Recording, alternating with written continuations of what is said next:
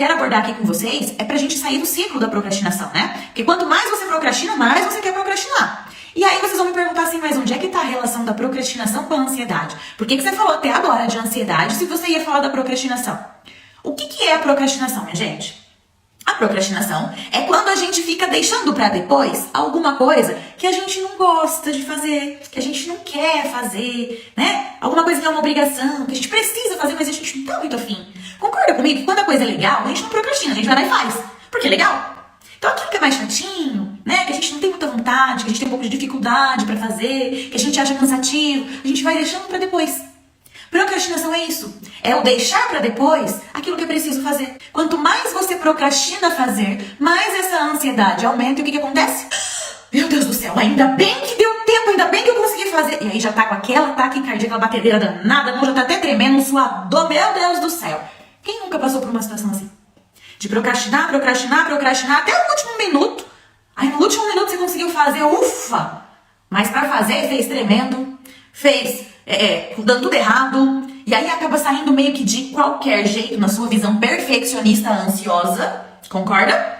Porque a pessoa ansiosa, ela costuma ser bem perfeccionista. E aí não sai do agrado, porque foi feito em cima da hora. Aí não ficou do agrado, não ficou legal. Aí a pessoa começa o quê? Começa a julgar que aquilo não ficou bom, que aquilo não deu certo, que ai meu Deus, porque eu não fiz antes, né? Eu não tenho capacidade suficiente, que eu demorei muito pra fazer. Não é? Ah lá, é uma luta. É uma luta. É uma luta interna, uma luta dos pensamentos. Porque você quer fugir do desconforto que aquela situação te causa, você procrastina. Só que essa procrastinação crônica, conforme quanto mais você vai procrastinando, mais você vai aumentando a tua ansiedade por colocar um fim naquilo. Por resolver aquilo. Porque você, na verdade, você quer finalizar aquela atividade, você quer livre daquilo lá. Só que você não quer fazer a atividade. Então você procrastina o máximo que você consegue. Nesse período de procrastinação, a tua ansiedade vai aumentando. Ai, meu Deus, tá chegando o dia que eu tenho que entregar aquele trabalho e eu ainda não fiz. Será que eu vou dar conta de fazer? Ai, é tão difícil, eu precisava estudar mais, não vai dar tempo. Será que vai dar tempo? Mas e aí? Eu vou fazer assim, assim. Aí o pensamento, no seu pensamento, você já fez 1000 coisas. Aí você já fez o trabalho, você já montou a aula, já montou o material da aula, já fez 1000 coisas. Só que você não colocou em prática, você tá procrastinando e lá pegar e fazer. Porque é chatinho, né? Porque coisa legal ninguém procrastina. Então, com isso, além de você estar aumentando a sua procrastinação, você está aumentando a sua ansiedade. Olha o ciclo. Quanto mais você procrastina, mais ansiosa você fica e mais você procrastina. Porque aí você começa, olha lá, o caos. Nem dorme depois, não dorme mesmo. Não dorme. E aí o que vai acontecendo? Você vai ficar pensando naquilo. E dá-lhe pensamento naquilo, dá-lhe pensamento naquilo. Dá-lhe a ansiedade aumentando, né? Aquele sufoco, dá até falta de ar, aquelas respiradas fundas, sabe? Ai, meu Deus. Pois é. Acontece o dia inteiro, mas você não vai lá fazer. Por quê? Porque você quer fugir do desconforto de fazer aquela atividade que é chatinha. E a ansiedade vai aumentando. E aí quando você chega lá nos 45 do segundo tempo, que você entrega daquele jeito, que você já não gostou, porque o teu perfeccionismo ansioso não gostou. Você fala, ainda mal, tinha que ter feito antes. Né? Aí você começa a se punir. Né? O julgamento de que você não foi capaz, porque você tinha que ter feito antes, porque se você tivesse feito antes ia ter ficado melhor, né? Porque você não se organizou, que onde já se viu isso. E aí você começa a se maltratar, vamos dizer assim. Se cobrar por aquilo que você não fez, que tinha que ter sido feito antes, que tinha que ter sido feito melhor, que você não é capaz, que você não consegue se organizar, que você não conseguiu fazer bem feito, que você não dá conta daquele serviço.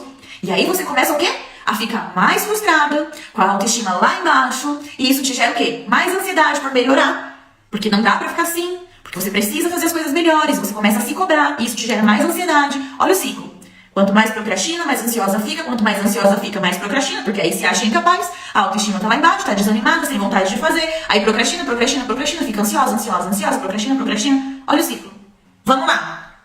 Estabeleça metas realistas. Por que estabelecer metas realistas? Porque quando você quer fazer uma coisa muito grande num dia só, não vai dar, né?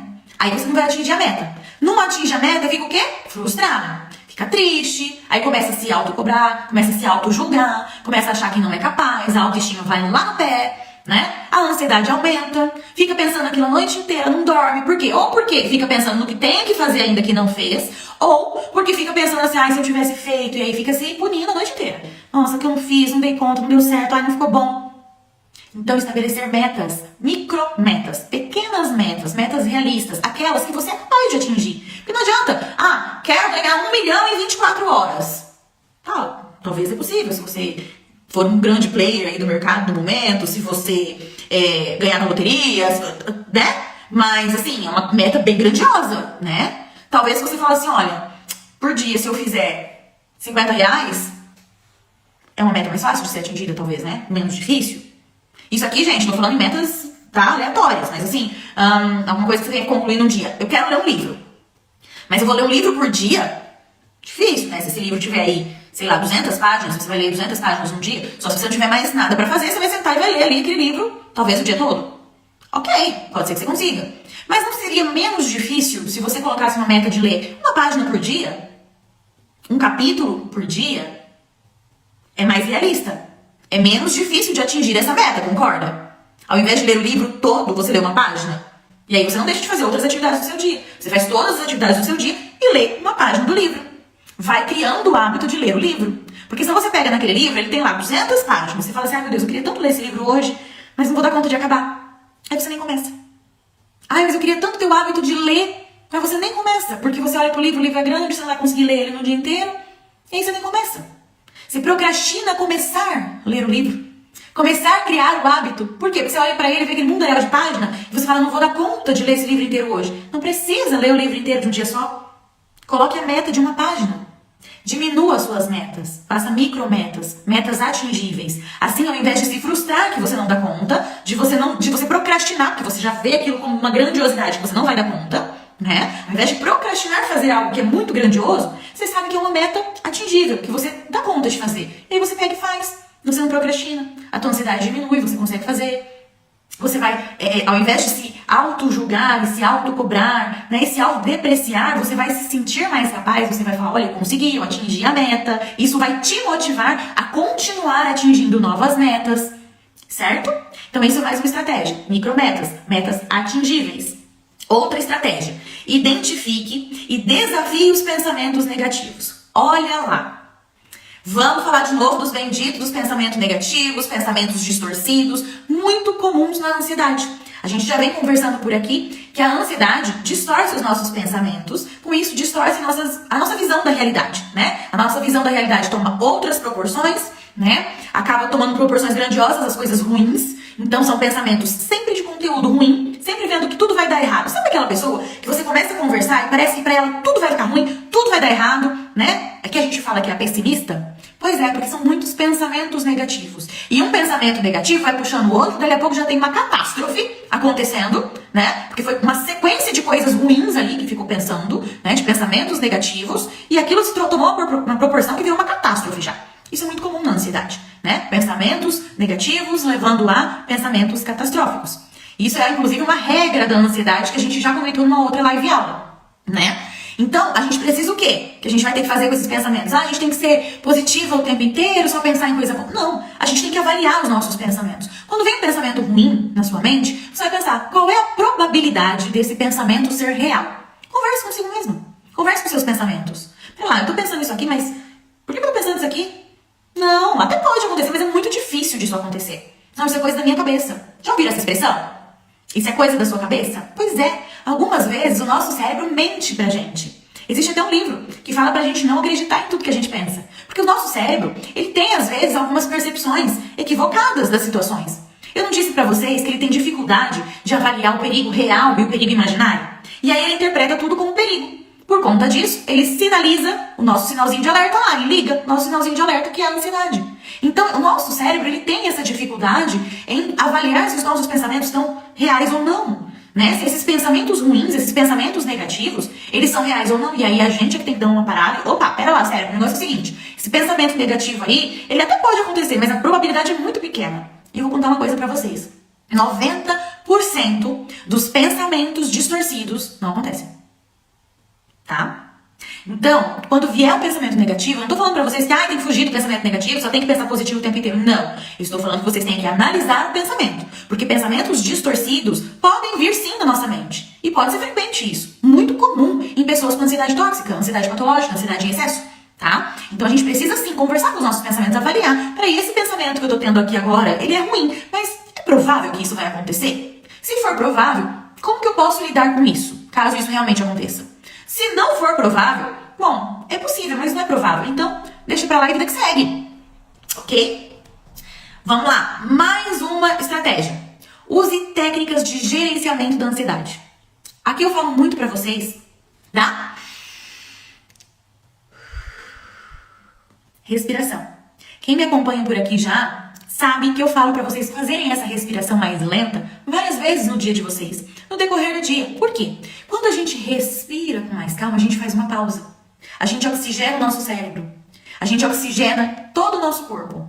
Porque o excesso de CO2, quando a gente respira muito rápido, a gente joga muito gás carbônico no nosso cérebro, no nosso organismo. E isso é pior, isso prejudica, aumenta ainda mais a ansiedade. É o que a gente chama de hiperventilação. A respiração cachorrinho. A gente vai ficando tão ansiosa, a gente vai respirando cada vez mais rápido, às vezes nem respira. Ó, como eu tô falando rápido. Tô imitando, tá? Então a gente vai falando muito rápido, vai ficando ansiosa, nem respira. E quando respira, puxa assim. Certo? Então quando a gente dá aquela... a gente dá uma acalmada, a gente desacelera. Então essa é uma técnica, técnica de respiração, é uma coisa que você pode fazer em qualquer lugar, é uma coisa que você consegue fazer muito rápido, é uma coisa que você consegue fazer gratuitamente e é uma coisa que vai te ajudar. Então é uma bela de uma técnica, a respiração. Lentificar a tua respiração. Inspira pelo nariz devagarinho, contando até 4, segura 2 segundinhos e solta pela boca contando até 4. Faz isso umas 2, 3 vezes, até você perceber que você deu uma relaxadinha. E aí você segue o baile. Isso é uma técnica de gerenciamento da ansiedade. Meditação, relaxamento muscular, existem várias técnicas, tá? E aí você vai ter que encontrar aquela que realmente te relaxa, que faz efeito pra você. Porque como nós somos seres totalmente únicos, né? Nem tudo que vai dar certo pra mim vai dar certo pra você. Então aqui é uma orientação para que você faça e consiga encontrar aquela que se adequa melhor pra você, ok? Mais uma estratégia que eu quero trazer aqui pra vocês hoje. Estabeleça uma rotina e mantenha-se organizado. Lá vai ela falar de rotina e planejamento de novo. Sim, eu vou falar de rotina, organização, planejamento, sim. A pessoa que tem ansiedade em excesso, ela tem o costume de querer, né? O comportamento de querer manter o controle de tudo. Só que se ela não se organiza, se ela não tem uma rotina, se ela não tem um planejamento, ela não consegue controlar nada. E a verdade é que nós não temos o controle de tudo, gente. Só que quando você tem uma rotina, você tem um planejamento, você tem uma organização, você consegue saber que algumas coisas vão fugir, né, deste controle, dessa rotina, dessa organização, mas a grande maioria das demandas do seu dia vão estar dentro dessa rotina, vão estar dentro desse planejamento. E isso traz sim uma sensação de conforto. Isso diminui sim a ansiedade. E se a gente consegue diminuir a ansiedade, a gente consegue procrastinar menos. Se a gente tem uma organização para cumprir as nossas atividades, as nossas demandas do nosso dia a dia, a gente não vai procrastinar, porque a gente tem uma rotina para fazer aquilo, né? Então você procrastina aquilo que não tá dentro da tua rotina, aquilo que é chatinho e não tá dentro da rotina, você vai deixando para depois. Mas aquelas atividades que você tem o hábito de fazer todos os dias, que você se organizou para fazer, que você planejou fazer naquele horário, naquele dia, aquelas que você gosta de fazer, que você faz com frequência, essas você não procrastina. Então coloque também na tua rotina, na tua organização, no teu planejamento diário, planejamento da semana, essas atividades que você já percebeu que não gosta muito de fazer, que você tenta ficar deixando para depois. Por quê? Porque você vai evitar de deixar para depois. Você vai sentir que você tá fazendo tudo que precisa ser feito. Isso vai diminuir a tua ansiedade, isso vai diminuir a tua procrastinação e você vai melhorar. Se curtiu o vídeo, dá um like e compartilha. E não se esqueça de se inscrever no canal para não perder nada que eu vou trazer aqui.